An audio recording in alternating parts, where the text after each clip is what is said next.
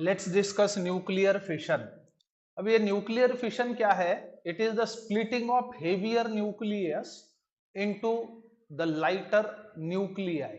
यानी एक heavier nucleus, उसका स्प्लिटिंग होने से उसका कन्वर्शन लाइटर न्यूक्लियाई में होना, बोले तो न्यूक्लियर फिशन होता है। सो splitting of heavier nucleus into small nuclei is known as fission। इसको हम लोग बोलेंगे फिशन। अब न्यूक्लियर फिशन की डिस्कवरी ऑटो हॉर्न और एफ स्ट्रॉसमन ने किया, जो जर्मन साइंटिस्ट थे। उन्होंने देखा कि यूरेनियम 235 न्यूक्लियाई स्प्लिट होके कंपैरेटिवली लाइटर न्यूक्लियाई यानी बेरियम और क्रिप्टॉन दिए, accompanied by release of energy. So what Otto Hahn and F स्ट्रॉसमन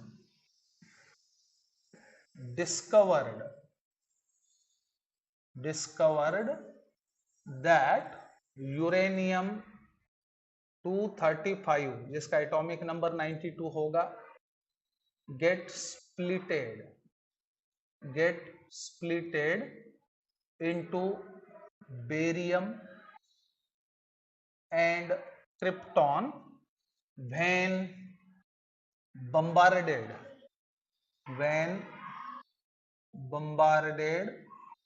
by neutron. यानी यूरेनियम 235 न्यूक्लियस को अगर न्यूट्रॉन से आप बम्बार्ड करते हैं तो वो स्प्लिट होगा, उसके टुकड़े होंगे, एक होगा बेरियम, दूसरा होगा क्रिप्टॉन। अब एक्चुअली हमें यह समझ लेना चाहिए कि कौन सा एलिमेंट न्यूक्लियर फिशन देगा। सबसे पहली बात ये याद रखो, अब आयरन न्यूक्लियस जिसका binding energy per nucleon 8.7 MeV होता है, तो जो स्टेबल न्यूक्लियाई है उनका binding energy per nucleon 8 to 8.7 MeV के बीच में होगा। अब ऐसा न्यूक्लियस जिसका binding energy per nucleon less than 8 MeV per nucleon होगा, वो कम स्टेबल होगा।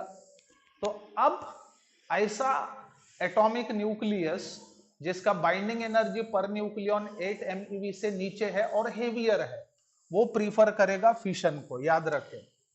सो heavier element having binding energy per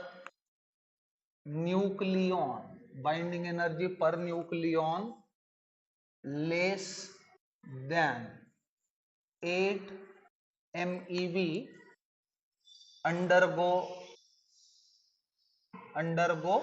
fission। ऐसे एलिमेंट्स फिशन देते हैं। सो इसका बेहतरीन एग्जाम्पल हम दे सकते हैं। For example uranium 235 undergo nuclear fission. So this reaction occurs in atomic bomb. याद रखें सबसे इंपॉर्टेंट चीज, this reaction occurs in atomic bomb. इसलिए हम कह सकते हैं atomic bomb is nuclear fission type of bomb.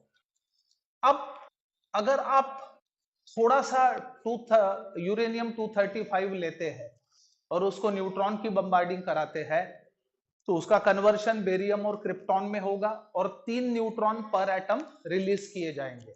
लेकिन अगर यूरेनियम 235 की संख्या मात्रा कम हो तो वो न्यूट्रॉन जो है नॉर्मली एस्केप हो जाते हैं। लेकिन अगर हम यूरेनियम 235 बहुत ज्यादा लेते हैं, सेवरल किलोग्राम्स, तब वो जो न्यूट्रॉन्स है रिलीज होने वाले, those get absorbed by the neighbouring nuclei. ये चीज हमें समझना चाहिए, that may lead to the chain reaction.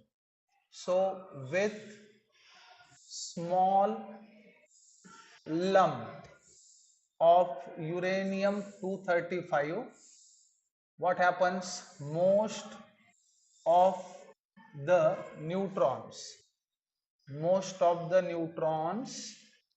emitted during fission escape. But लेकिन अगर इसको हम ज्यादा लेते हैं, if the amount of uranium 235 exceeds few kilograms, then neutrons